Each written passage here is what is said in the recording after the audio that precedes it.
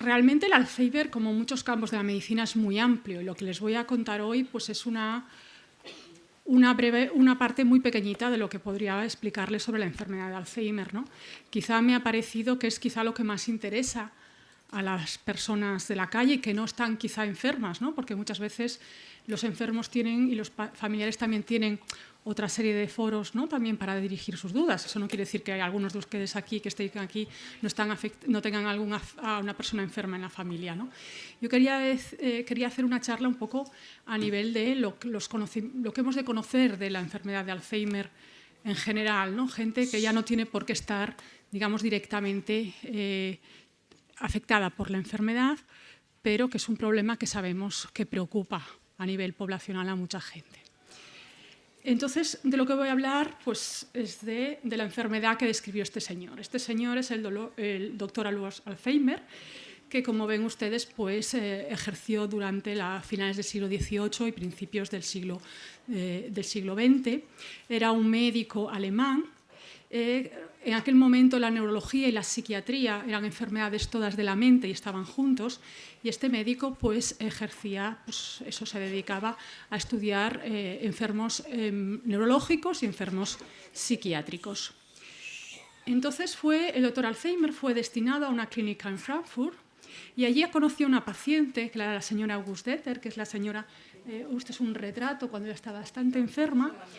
Sí, no se siente, perdón. Una mica el to, ja t'he de subir el micro, perdón. doctora. ¿Sí? ¿Ahora mejor? Sí. Vale, perdón.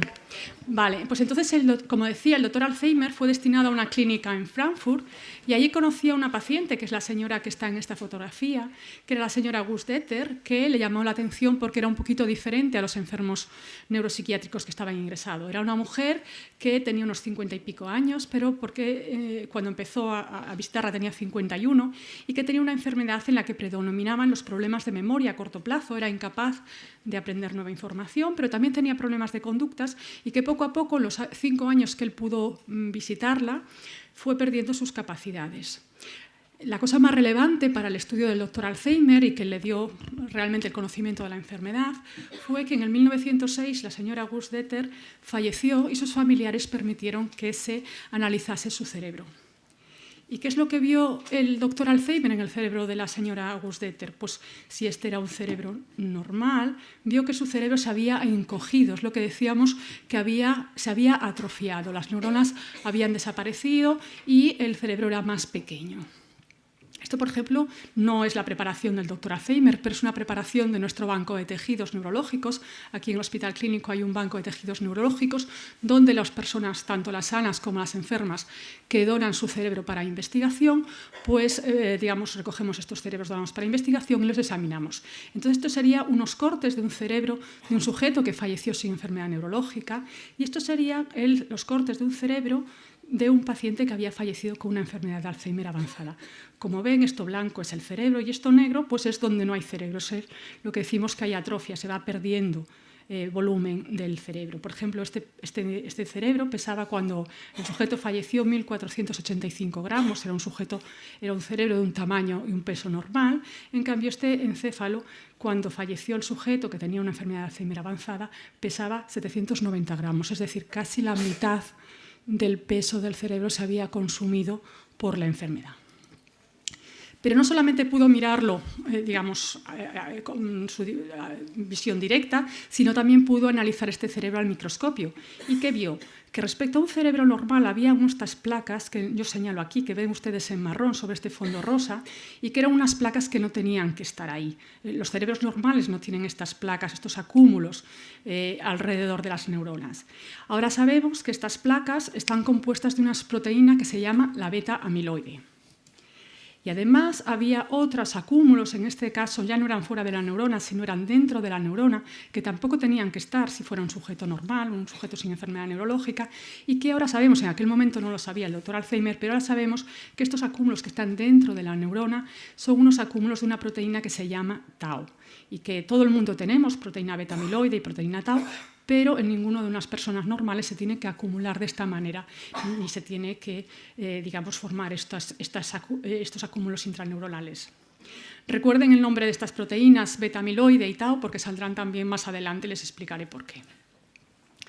Como os decía, el doctor Alzheimer describió su enfermedad en 1906 en una serie de conferencias, pero hasta mediados del siglo XX, hasta hace 50, 60 años, se consideraba que la enfermedad de Alzheimer, porque sí que se dio el nombre a la enfermedad que describe el doctor Alzheimer, se consideraba una enfermedad rara y que se presentaba a edades relativamente jóvenes, como había sido el caso del Auguste de Terre.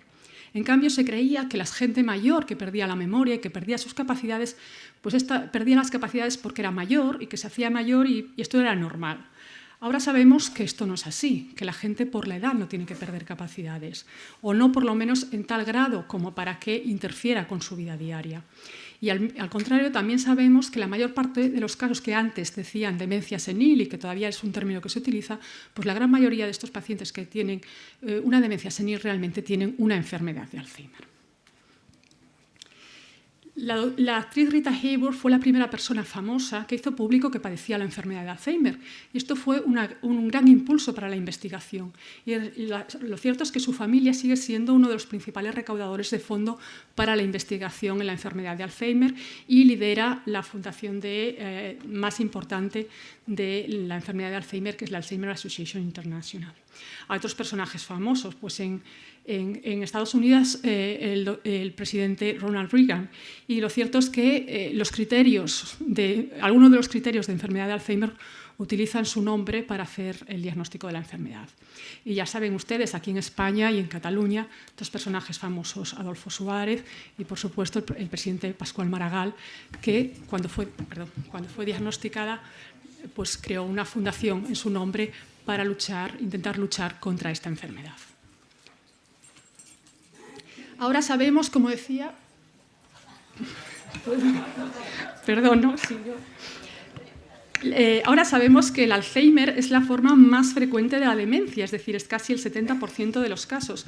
Y sabemos que puede haber hasta unos 20 millones de afectados a nivel mundial, un medio millón de casos en España, y sabemos que, como es una enfermedad que se asocia al envejecimiento, se duplicará el número de casos en 2050. Esto hace que sea una enfermedad que a nivel global, a nivel poblacional, pues sea la tercera enfermedad en costes económicos después del cáncer y la enfermedad cardíaca, y que sabemos también que los costes de la enfermedad, especialmente los costes indirectos que no sufragia la sanidad pública, sino que sufragia muchas veces la propia familia, aumentan con la gravedad clínica de los enfermos. Sabemos que la frecuencia, lo que llamamos los médicos la prevalencia de la demencia y también de la enfermedad de Alzheimer, porque ya decimos que es la principal causa de demencia, aumenta en la población con la edad. Sabemos que se duplica cada 5 años por encima de los 60 años. Estos son gráficas que nosotros utilizamos, pero prácticamente un 30%, o sea, casi 1 de cada 3 de personas por encima de 85 años tienen algún tipo de demencia. No todas estas Alzheimer, pero sí una gran parte es Alzheimer. Y si hablamos de otra forma, pues por ejemplo, esto en hombres y mujeres, vemos que hasta un 12%, o sea, más de 1 de cada 10 personas por encima de 70 años de hombres van a tener demencia cuando los miramos en la población general, y un 16% si son mujeres, es decir, son unas cifras realmente muy altas a nivel de población general.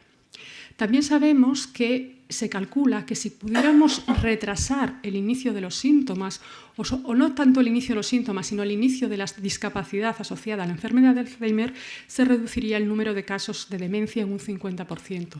Por eso muchas veces después tratamos de prevenir o de retrasar la evolución de los síntomas, ¿no? Pasamos a manifestaciones clínicas. Pues, como decía el título, la manifestación más frecuente de la enfermedad de Alzheimer es un problema de memoria. Un problema de memoria que es de memoria reciente, que es progresivo.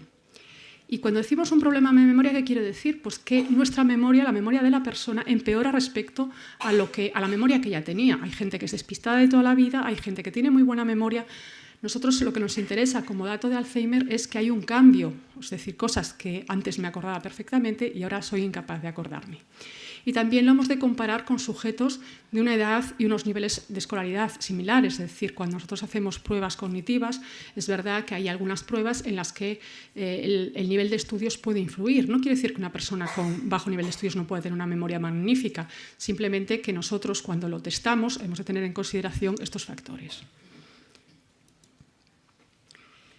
Con la evolución de la enfermedad aparecen otros síntomas, es decir, aparece dificultad para expresarse con claridad, para entender conversaciones, dificultad para orientarse por la calle, primero por lugares nuevos y poco a poco empiezan a aparecer los problemas en lugares más conocidos en el barrio, incluso al final o cerca de más avanzados en el propio domicilio. Aparecen dificultades para manejar aparatos electrónicos, el móvil, el mando de la tele, la lavadora.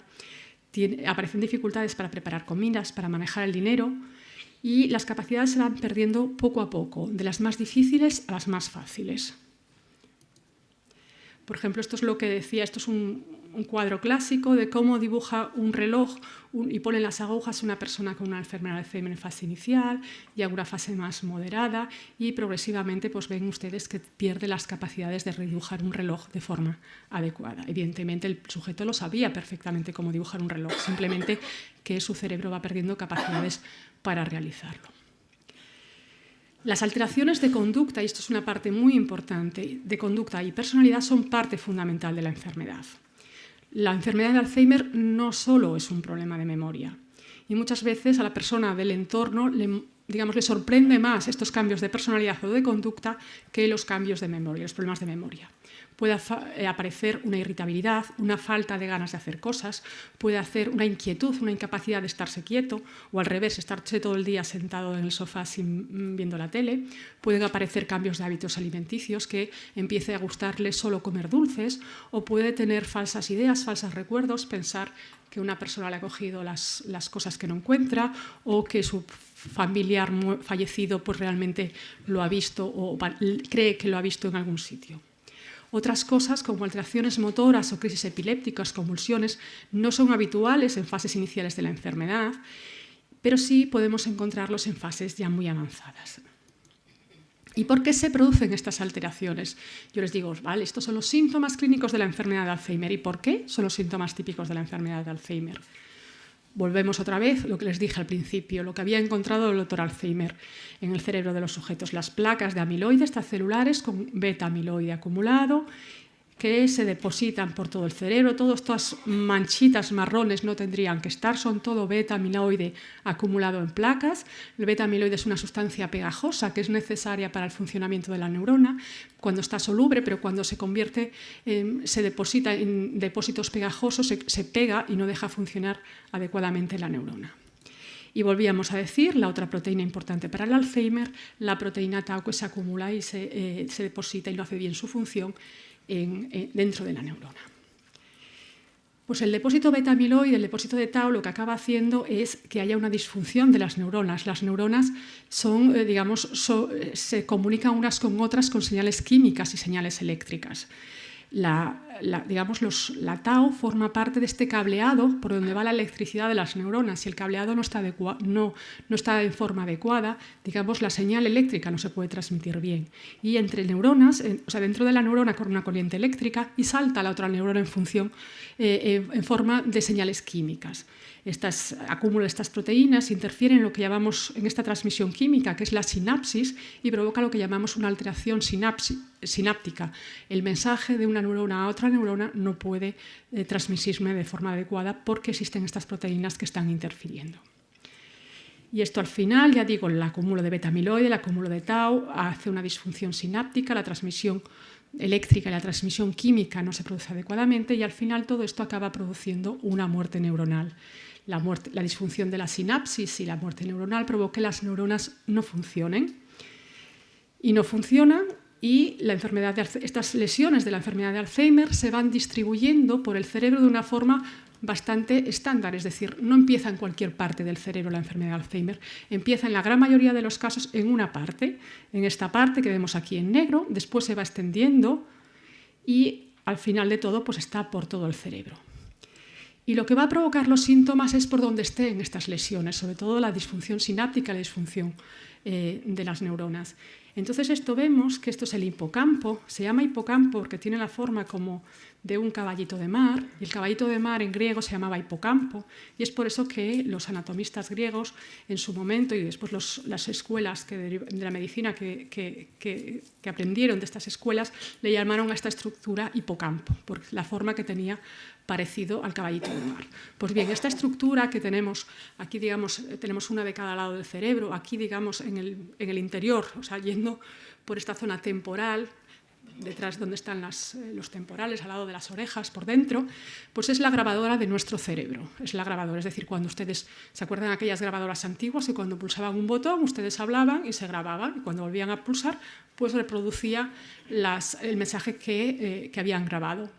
Entonces, en estos sujetos lo que pasa es que esta grabadora se ha estropeado. Los sujetos con Alzheimer no pueden grabar nuevos mensajes. Todo aquello que ya tienen grabado sí que lo recuerdan, pero cualquier cosa que tengan que grabar, como la grabadora no funciona, no pueden, acumular nuevo conocimiento, entonces no se acuerdan de cosas nuevas y sí se pueden acordar de cosas antiguas que grabaron hace mucho tiempo.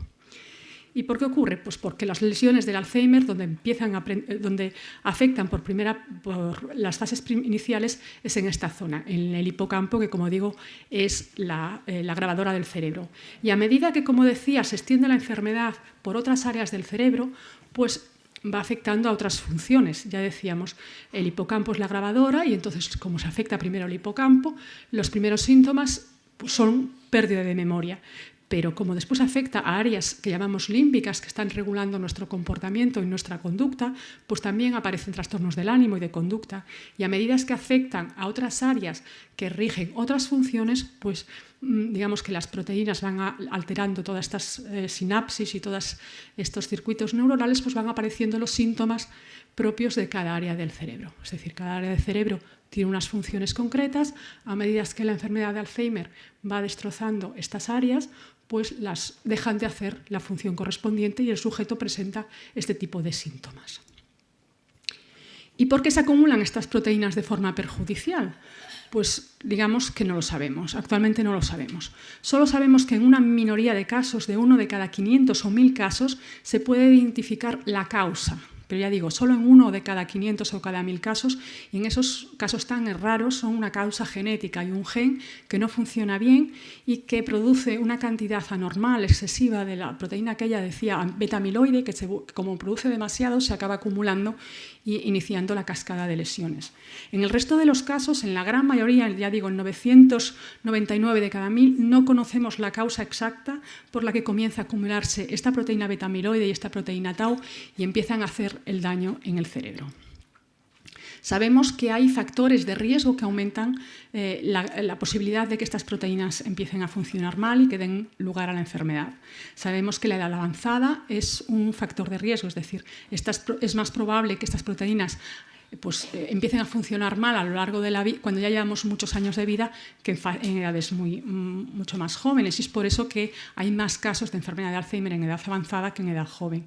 No sabemos por qué, pero en las mujeres estamos más predispuestas a la enfermedad de Alzheimer. Realmente no se sabe, pero poblacionalmente vemos que las mujeres tienen más Alzheimer que los hombres. Sabemos que si hay más casos en la familia de enfermedad de Alzheimer, vamos a tener más riesgo de tener enfermedad de Alzheimer que si no hay ningún caso en nuestro familia.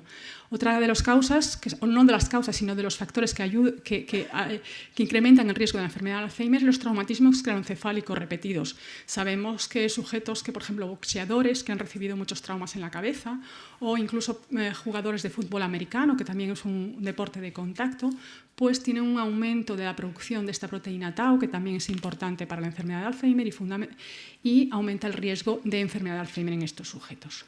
También sabemos que cerebros que no están sanos, bien porque tienen lesiones vasculares, bien por el azúcar, por el diabetes, porque tienen presión alta, porque fuma el sujeto, pues sabemos que tienen una mayor predisposición a la enfermedad.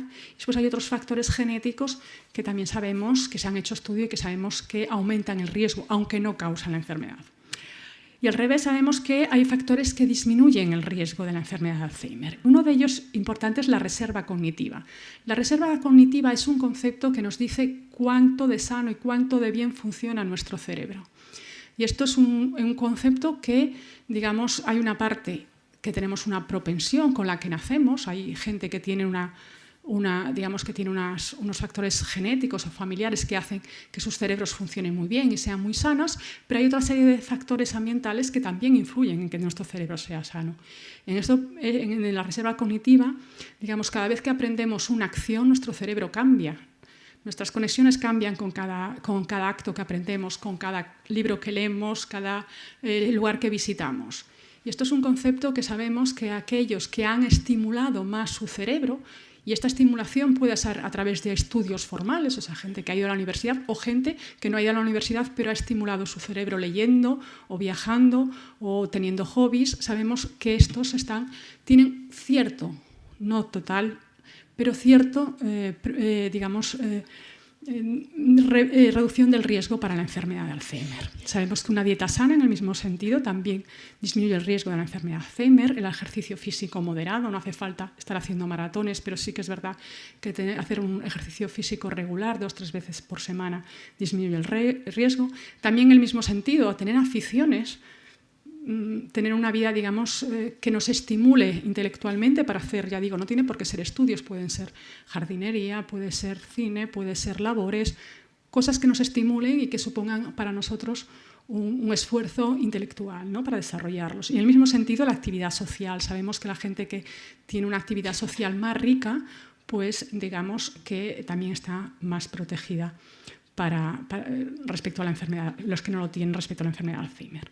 Y evidentemente hay factores genéticos que nosotros no podemos controlar que hacen que heredemos unos genes que nos hagan ser parcialmente resistentes a la enfermedad de Alzheimer. En este sentido, puedo decirles que esta charla está disminuyendo en un mínimo riesgo, pero algo su probabilidad de tener Alzheimer a corto plazo. Decíamos los factores genéticos, una cosa que mucha gente le preocupa, ¿no? ¿Y si mi padre ha tenido Alzheimer, si mi madre ha tenido Alzheimer? Pues esto es una curva de las que utilizamos los médicos, que a veces es un poco difícil de interpretar. Yo sigo con la flecha, esto serían los sujetos normales. La enfermedad de Alzheimer aumenta la proporción, ven aquí mi flecha, a medida que aumenta la edad. Esto si no tenemos ningún antecedente en la familia de enfermedad de Alzheimer. En cambio, si tenemos algún antecedente de enfermedad de Alzheimer, pues sería la curva que está señalada con cuadraditos. ¿La ven ustedes?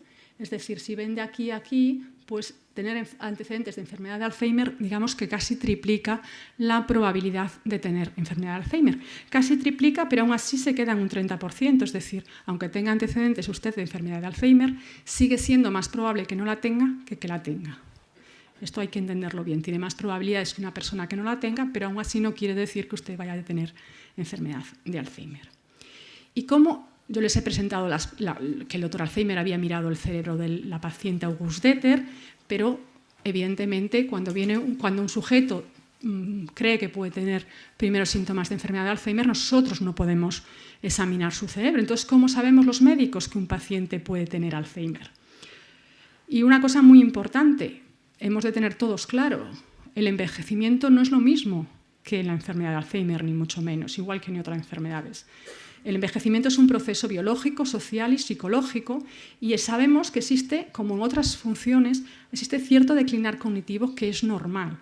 Igual que ustedes no tienen el mismo pelo a los 80 años que a los 20, pues tampoco su cerebro funciona de igual manera a los 80 años ni igualmente. Eso no quiere decir que funcione mal o que haya un problema, pero no funciona igual.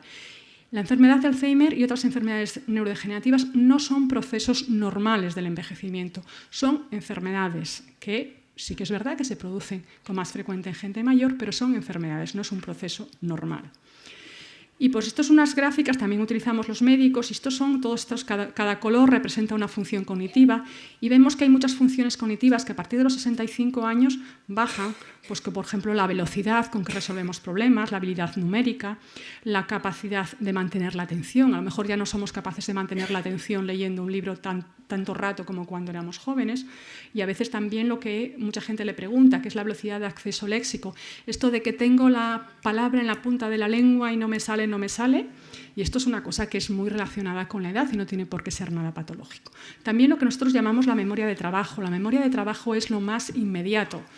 Es decir, me voy a la cocina a buscar un vaso de agua, llego a la cocina y no sé a qué he venido a buscar. Esto es la memoria de trabajo, porque es tan corto tiempo que simplemente es lo que me permite ir hasta la cocina y acordarme el qué. Y sabemos que también es una función que disminuye con la edad y esto no tiene por qué ser ningún problema, para ninguna enfermedad. En cambio, sabemos que hay muchas funciones que se mantienen estables y que no empeoran con la edad, como la memoria autobiográfica. Uno se puede acordar de todo lo que ha pasado durante su vida y esto no se pierde con la edad. O el procesamiento emocional. Sabemos interpretar perfectamente, no importa la edad, si un niño llora, si está triste, si el marido o la mujer están preocupados, porque sabemos leer las caras y esto no se altera con la edad. Esto es una capacidad cognitiva. O lo que es la memoria semántica. Nosotros sabemos perfectamente lo que es un plato y esto no se tiene por qué perder. Lo que nosotros sabemos, lo que decía, lo que ya teníamos guardado no tiene por qué alterarse en todos los sentidos. Pero ya digo, otra cosa es los primeros síntomas de la enfermedad de Alzheimer. Y sabemos que es diferente al envejecimiento normal. Y hay unos signos de alarma que nosotros llamamos el cuestionario AD8 de los problemas de memoria. Y estos son datos que es decir, bueno, no quiere decir que porque tenga uno de estos signos vaya a tener Alzheimer, pero si tengo varios, a lo mejor ya tengo que ir a consultar al médico. Por ejemplo, si una persona repite preguntas o repite comentarios o cuenta la misma cosa una y otra vez continuamente, si tiene dificultades para recordar las citas y cosas que tiene que hacer, si le cuesta saber el mes o el año en el que está, mucha gente jubilada no sabe el día exactamente de la semana o el día del mes, pero si ya no sabe el mes o no sabe el año, esto ya nos empieza a no gustar tanto. Si, por ejemplo, tiene dificultad para aprender a usar herramientas o el móvil o una nueva lavadora que se acaba de comprar, si tiene dificultad para tomar decisiones adecuadas, si duda, si no se acaba de decidir, si pide consejo porque no sabe qué hacer en cosas que antes siquiera podía tomar, si ya ha perdido interés en sus aficiones y actividades, ha dejado de hacer actividades que le gustaban. Evidentemente, muchas veces con la edad decimos, bueno, aquello que no me gusta ya no tengo edad para hacerlo, esto no nos preocupa, pero si hay algo que realmente te gustaba y era una afición para ti y la dejas de hacer, esto ya es otra cosa. También dificultad para manejar el dinero o ir al banco. Y sobre todo si estos problemas son cotidianos, no pasan un día de vez en cuando, sino realmente son continuos. No es un día que está un poco despistado, sino realmente van pasando un día sí, otro también, y también sobre todo si son progresivos, si van a más. Ya digo, uno de estos datos de forma aislada no tiene por qué preocuparnos, pero si hay varios y además son progresivos y son continuos, quizá nos han de ir al médico y que nos hagan las pruebas adecuadas. Y si usted viene al médico o si alguien de su familia viene al médico, ¿cómo sabe el médico cuando le contamos estas cosas, si esto puede ser Alzheimer o no? Pues lo primero que haremos será una evaluación cognitiva, descartaremos otras causas porque hay otras enfermedades que pueden producir problemas cognitivos y después, si no hay ninguna otra cosa, haremos pruebas específicas para detectar la enfermedad de Alzheimer. Ya digo, lo primero que haremos es hacerle algunas preguntas y veremos cómo responde, si realmente responde adecuadamente a las preguntas que le hacemos bien el médico o bien un psicólogo, ¿no? Le haremos pruebas de memoria. Ya digo, ahí es muy importante que en las pruebas todas que le hagamos ajustemos por la edad que ustedes tienen o por el nivel de estudios, porque hay algunas pruebas que sí que es verdad que pueden cambiar muchos resultados según el nivel de estudios o la edad. Esto es un test, por ejemplo, que es el Mini-Mental, que es un test que se utiliza mucho, que son 30 preguntas, pues que se pide que se diga el día de la semana, el día del mes, el año, la estación, dónde estamos, el piso, la provincia, la ciudad, el país. Se pide que se repitan 3 palabras, que más adelante se vuelven a preguntar. También se hacen cálculos seriados o se pide que deletree una palabra. Se muestran unos objetos y se pide que se nominen. Se repite una frase y también se copian unos dibujos, se hace escribir una frase y se lee también una frase y se tiene que hacer lo que se hace. Esto en total son 30 puntos y si alguna persona falla en alguno de estos, pues podemos valorar, no digo en uno de estos solamente, que la mayor parte de la gente falla en alguno, pero si falla un número relevante de puntos, pues quizá estemos pensando que esto puede ser algo más que unos problemas de memoria de la edad. Ya digo, hemos de hacer unas analíticas para descartar otras causas, los déficits de vitaminas, problemas de tiroides, una serie de pueden afectar a la memoria y hemos de descartar que no sea por esto. Y también hacemos una imagen, lo que llamamos unas pruebas de imagen cerebral, que puede ser un TAC o escáner o una resonancia magnética. ¿Y qué vamos a mirar en el escáner, en la resonancia magnética? Pues lo que decía, los hipocampos, se acuerda que aquellas eran las grabadoras de la memoria, que son los primeros que se afectan en el Alzheimer, pues se encuentran pues eso, en la zona aquí temporal, ahí izquierda y derecha, y aquí dentro del cerebro. Pues es lo que vamos a mirar en un paciente, en una resonancia. Veremos, aquí están los hipocampos de un sujeto normal y en sujetos, ya digo, el izquierdo y el derecho, se van atrofiando y ven que cada vez que se atrofia hay más negro y menos blanco, porque el negro quiere decir que es líquido, porque ya no hay cerebro, se van atrofiando progresivamente y esto es un dato que nosotros miramos o una zona que miramos nosotros para saber si el hipocampo está bien o no está bien y si por tanto si no está bien es un dato que nos puede decir que el sujeto puede tener enfermedad de Alzheimer. Si no lo tenemos claro, podemos hacer otras pruebas más sofisticadas. Hasta aquí, digamos, con las pruebas de imagen, las pruebas de memoria, en una gran mayoría de sujetos ya podemos tener una cierta confianza, digamos, diagnóstica en si el sujeto tiene realmente enfermedad de Alzheimer o no. Pero si no lo sabemos en estas alturas, tenemos otras pruebas que ya digo que no se realizan a todos los pacientes, pero en caso de duda los médicos podemos analizar. Entre ellos está una punción lumbar, que es como la peridural que le ponen las embarazadas o la típica prueba que hacen en los niños que tienen una sospecha de meningitis. Podemos utilizarla también haciendo un pinchazo aquí en la parte de las lumbares y analizar un líquido. ¿Y qué vamos a mirar en este líquido? Pues lo que miraba Alzheimer en el cerebro de su paciente, la proteína tau y la proteína amiloide. Si están alteradas estas proteínas, pues es un dato que nos dice que este sujeto tiene una enfermedad de Alzheimer.